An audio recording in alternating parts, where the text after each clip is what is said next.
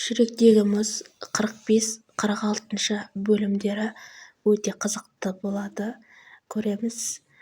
Құздан құлағалы жатқан Мелек пен Сибилайды өгей анасы Хикмет құтқарады. Асат осы кезде өзі кәдімгідей өкініп қалады. Абайсызда болған жағдай, негізі олай соққысы келмеген.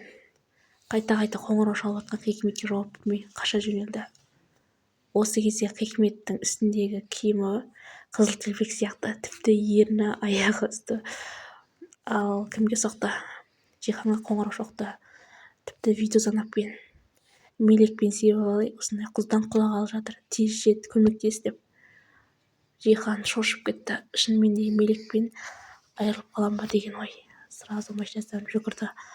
Қызыл телпек Хикмет көшеде кетіп бара жатқан көліктерді тоқтатып, көмек сұрап жатыр. Тоқтаңыздаршы, мында жағдай болды. Менің қызым көлікте, құтқарыңыздаршы деп. Осылайша көшеде кетіп бара жатқан адамдар Мелек пен Сибилайды құтқарып алды. Егер екеуі өліп қалса, кино бітіп қалады еді. Бірақ біткен жоқ. Бірақ Жиһанды сәл қорқытатын. Осы жерде көлік түсіп кетіп, Хикмет әдейі көрсетеді осындай жерде. Ал мұнда кемпір Асат пен Эсманың арасындағы пиғабатты біліп қойды. Өткен бөлімдерде көрсеттім ғой. Эсма, есің дұрыс болса, Асатқа жолама, екеулерің бәрібір қосылмайсыңдар деді. Мелек пен Сибилай да сразу ауруханаға келді, және олардың жағдайлары жақсы екенін көз жеткізу үшін Нұқ естіп жағдайда келді. Тіпті Жиһан да келді, алаңдап. Осы кезде Нұқ пен Жиһан демейді, бірақ ашуланған Нұқ, тағы да сендердің жоспарларың менің қарындасымды өлтіруге талпыныңдар, бірақ өлмеді деп. Сумру амалсыз осы жұмысына қайта келген, өйткені бастығын өлтіргенін білдіртпеу үшін, бірақ қызметшілері, көмекшілері екеуі өсектеп. Апаттың кездейсоқ болғанына әлі де сенбей отқан Мелек қайта тапсырып жатыр. Мелек қалай болды деп. Мелек бар жағдайды айтып жатты. Соңғы кезде Сумру мен Таксинді жиі көрсетіп кетті. Екеуі сырласып, араласып, тіпті бір-біріне де осылай жылы лебіздерін көрсетіп, ал мұны Сәметтің адвокаты видеоға түсіріп алыпты, сотта айғақ ретінде. Ал Сәметтің өзі Хикметті ертіп алып, Сумруға тиісуге барды. Әдейі ғой бәрі. Сен әлі кетпегенсің бе деп. Осы кезде Таксин мырза бұны Сумруды қорғап қалды. Ашуланған Жиһан үйінде күтіп отыр, яғни әкесін, тәтесін, тіпті Асатты. Сендер тағыдан не білдірдіңдер? Неге сендер Мелектің, Сибилайдың өміріне қауіп төндірдіңдер? Тағы сендер жасаңдар, бұл қастандықты деп тиісіп жатыр. Сәмет болса ақталып жатыр. Менің ешқандай қатысым жоқ, мен ештеңе істемедім дейді. Таксиннің тыңшысы тыңдап тұрғанда Хикмет қуып жібереді. Осы екеуі кәдімгі бірдеңе білдіруші еді. Негізі жақсы рөлдерден еді.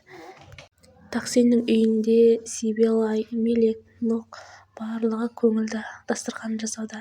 Тіпті Сумрудың өзі де көңілді. Ал Сәмет мырзаның үйінде өте көңілсіз, күнде ұрыс, күнде қырғын. Әйтеуір бір тыныш күн өтпейді. Нұқ әлі де қастандықты кім ұйымдастырғанын іздестіріп білуде. Таксин ағасы да көмектесіп жатыр. Біз бәрін анықтаймыз жақында деп. Өте көңілді бір отбасы болып, Таксиннің отбасында отыр. Ал мұнда Жиһан қайғырып жатыр. Және осыдан кейін Сумру өзінің балалар үшін алаңдағанын айтып, Таксин екеуі тағы да серуенге шығады. Ал Асат болса бәрінен қашып, өздерінің бір үйлеріне жарықты жаға алмай жатады.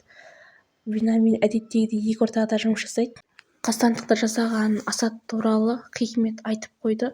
Сол үшін Жиһан адамдарын жіберді. Өздерінің адамдары Хикметті алып кетуге келген.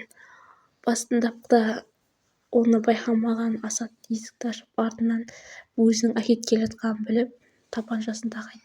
Мені ешкім осылай қорлап, сүйреп апара алмайды деп. Осы кезде абайсызда қолынан тапаншасы атылып кетіп, жарақат алды. Әлі де Қарика мен Асатты уайымдап жүрген Сумруға Таксин мырза өзінің ақылын айтып, жұбатып жатыр. Ал Асатқа алаңдаған Эсма хат жазуда, тез қаш, сені алып кетуге бара жатыр деп. бірақ мына жерде көтеріп алып әкеле жатыр, яғни жиһанға жеткізу ғой мақсаты. Жиһанға звондап ұсталды Асад дейді.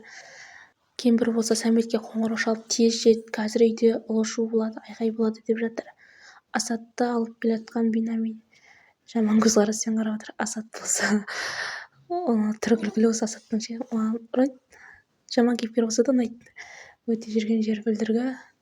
Осылай Асадты қолтықтап әкеліп жиһанның алдына отырғызып қояды. Осы кезде тағы да бұл үйде үлкен атмосфера, у-шу, айқай-шу. Бұлай не алып келесің деген сияқты ұрыс керісіп жатыр. Тіпті тапаншасын шығарып Асадты, мен сені өлтірем, сен неге Сибилла мен Мелекті өлтіргелі жоспар құрдың деп ашуланады. Ортаға Сәмет түсіп жиһанға қатты сөйлеп ұрысып тастағаннан кейін бұл жерде қала алмайтынын түсініп Америкасына кетейін деп жатыр. Ал соңғы сәтінде Мелекке хат қалдырды. Осы Мелекті түсінбеймін. Осы қатты жазбаса соған дейін кешірмей жүре беретін еді. Бірақ кино ғой. Осы жерде білмеймін, әйтеуір егіліп-тегіліп жылап жатыр. Хатта не жазғанын білмеймін. Бірақ сүйем күйем деген сөздер ғой енді. Сосын жүгіріп барып аэропортқа, бұнда тіпті жылап келе жатыр. Негізі жиһан өте мейірімді жігіт, жақсы актер деп ойлаймын. Осы кезде ізінен жүгіріп әйтеуір жете алмай, барлық кинода осындай эпизод ғой. Бірақ соңында жетеді. Жиһан деп айқайлаған кезде жиһан қарап қалады. Келесі бөлім тағы да ертең салатын боламын. Күтіңіздер.